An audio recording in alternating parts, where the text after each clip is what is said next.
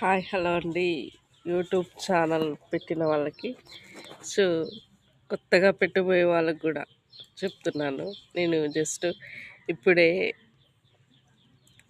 Just funny కోసమని మా చిన్నోడికి స్నానం చేసేటప్పుడు వీడియో తీశాను.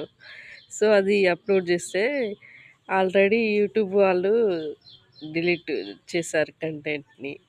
సో ఎవరు నాలాగా మీరు అలా చేయకూడదండి. ఎందుకంటే అప్పట్లాగా ఇప్పుడు లేదు, సిస్టమ్ మారిపోయింది.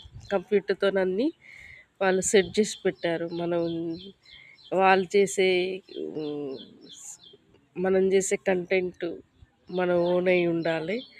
చిన్న పిల్లల్ని అందులోకి అలౌ చేయనియరు. ఇంకోటి కాపీ రైట్స్ అని పడతాయి కదా, అంటే చేసే వీడియో మళ్ళీ మళ్ళీ రిపీట్ చేస్తూ ఉంటే దాన్ని కాపీ రైట్గా పడుతుంటుంది. సో ఇలాంటి మిస్టేక్ చేసినప్పుడు ఆల్రెడీ వాళ్ళు యూట్యూబ్ వాళ్ళు మనకు వార్నింగ్ ఇస్తూ ఉంటారు.